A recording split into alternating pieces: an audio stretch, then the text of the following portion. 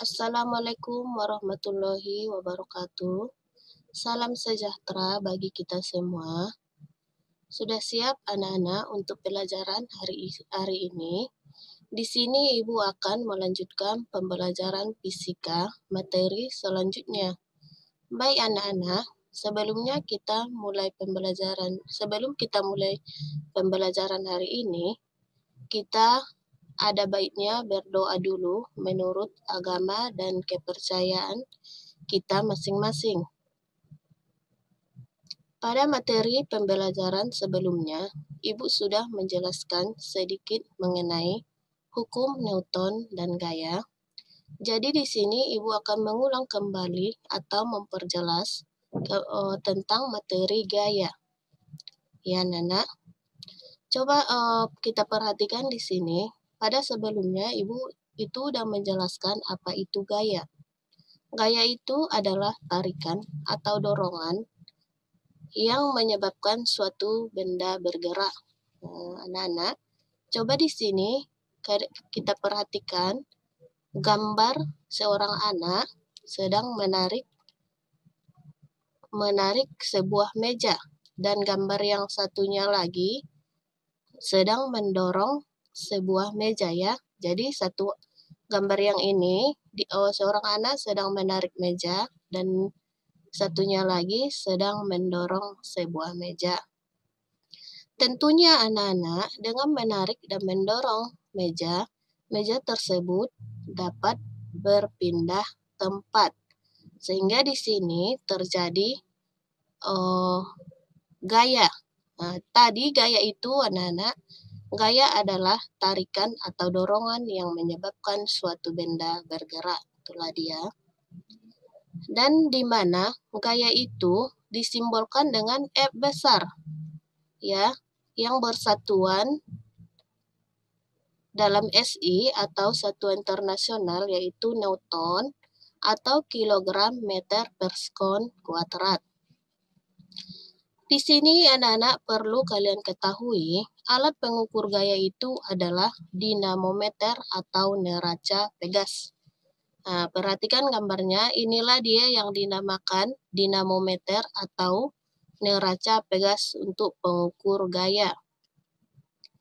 Dan Ibu lanjutkan, pengaruh gaya pada benda itu ada 4, yaitu yang pertama, mengubah posisi benda, kedua, mengubah arah benda, ketiga, mengubah bentuk benda, keempat, mengubah kecepatan benda.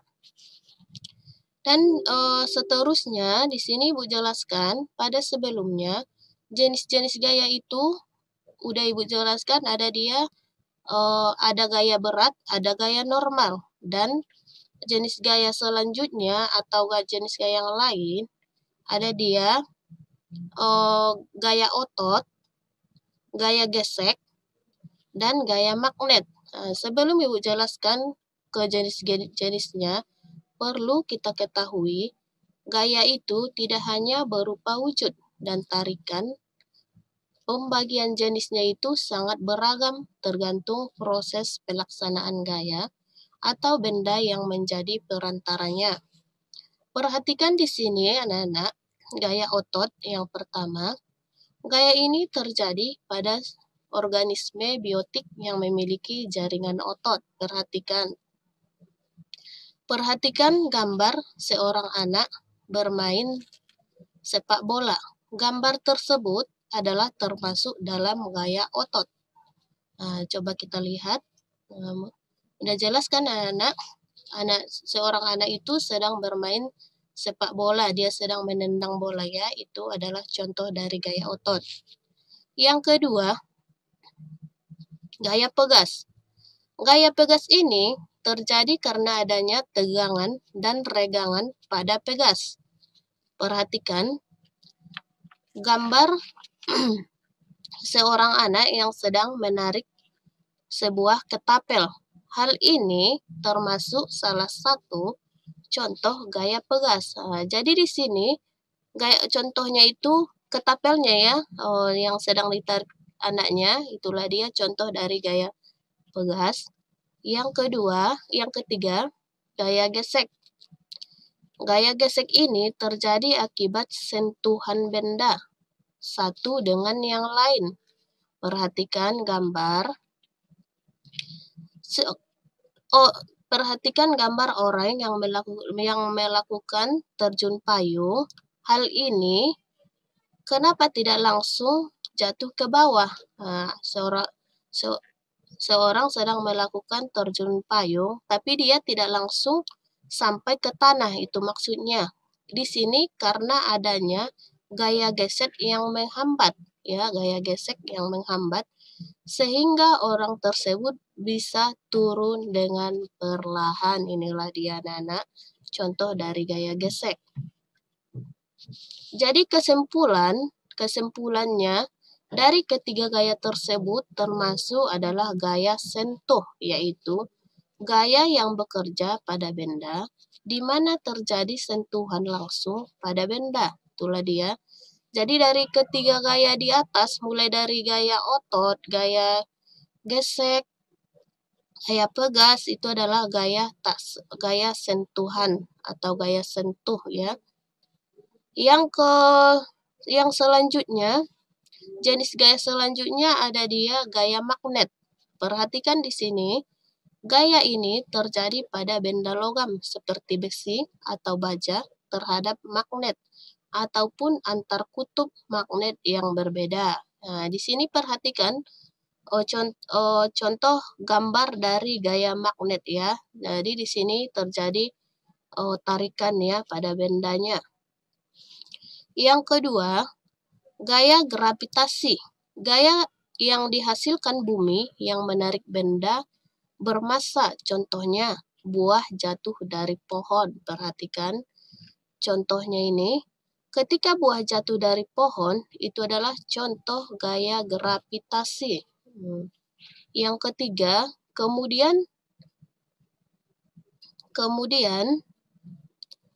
di sini coba kita perhatikan gambar sebuah penggaris yang digosok-gosokkan ke rambut, terus diletakkan pada potongan kertas sehingga dapat menarik kertas. Ini dikatakan adalah gaya gesek, di mana gaya gesek itu muatan listrik dapat menggerakkan suatu benda. Inilah contohnya. Jadi penggaris itu bisa kita gesek-gesekkan ke rambut kita, terus kita taruh di kita ambil potongan kertas, ya. Tuh, ini jelas terlihat dia. Jadi potongan kertas itu dapat ditarik oleh penggaris, itu karena adanya gaya gesek. Jadi dari kesimpulannya, ketiga gaya itu termasuk gaya tak sentuh, yaitu gaya yang bekerja pada benda dan tidak terjadi sentuhan langsung pada benda. Jadi ketiganya itu termasuk gaya tak sentuh. Ibu lanjut ke resultan gaya. Resultan gaya, jumlah total gaya yang bekerja pada suatu benda, jumlah totalnya.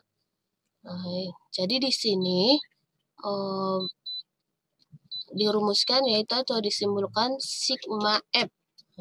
Resultan gaya tergantung pada arah dan jumlahnya. Perhatikan. Yang pertama, gaya sejajar dan searah. Gayanya itu yang sejajar dan searah. Perhatikan. F1, F2 atau gaya 1, gaya 2. Sehingga dapat dirumuskan secara matematis sigma F sama dengan F1 ditambah F2. Ini kalau dia sejajar, ya. Yang kedua, gayanya itu sejajar dan berlawanan arah. Yang tadi sejajar, yang satunya lagi berlawanan arah. Perhatikan F1, F2. Berarti dia maksudnya di sini ada satu ke kiri, ada satu ke kanan. Sehingga secara matematis dirumuskan sigma F sama dengan F1 minus F2. Itulah dia gayanya itu yang sejajar dan berlawanan arah. Yang ketiga, kalau dia gayanya itu saling tegak lurus. Bagaimana dia gayanya yang saling tegak lurus? Perhatikan gambarnya, anak-anak. yaitu di mana F1, F2 ya saling tegak lurus atau gaya 1, gaya 2. Sehingga menghasilkan rumusnya atau secara matematis sigma F sama dengan akar dari F1 kuadrat ditambah F2 kuadrat. Perhatikan contoh soalnya di sini Ibu buat. Dua buah gaya masing-masing 3 Newton dan 5 Newton sedang bekerja pada suatu benda yang arahnya ke kanan. Maka berapakah resultan gaya yang dihasilkan? Perhatikan penyelesaiannya. Diketahui F1 3 Newton atau gaya 1 3 Newton, gaya 2 5 Newton. Jadi di sini yang ditanya adalah resultan gaya yaitu RF-nya atau resultan gayanya. Kita jawab. Resultan gaya sama dengan F1 tambah F2. Berarti ini dia yang sejajar ini ya anak-anak. Jadi F1-nya 30 Newton ditambah 5 Newton. 3 Newton ditambah 5 Newton sama dengan 8 Newton. Dan di sini contoh yang kedua yang berbeda ya. Dua orang anak melakukan tarik tambang. Yang satu memberikan gaya 300 Newton ke kanan dan satu lagi 600 Newton ke kiri. Berapakah resultan gaya tersebut dan ke arah mana dia ya? Perhatikan penyelesaiannya. Diketahui F1 sama dengan 300 Newton, F2-nya 600 Newton. Yang dicari tadi kan resultan gayanya atau RF-nya. Jawab, resultan gaya sama dengan 300 Newton dikurang atau minus 600 Newton sama dengan minus 300 Newton. Jadi dia di sini anak-anak arahnya ke kiri karena dia berlawanan arah. Itulah dia dari contoh soal dari gaya ya anak-anak. Jadi pada penjelasan Ibu hari ini, pertemuan hari ini, sampai di sini dulu. Kalau ada yang kurang jelas, boleh di komen ya. Atau ditanya langsung. Mudah-mudahan bermanfaat. Assalamualaikum warahmatullahi wabarakatuh.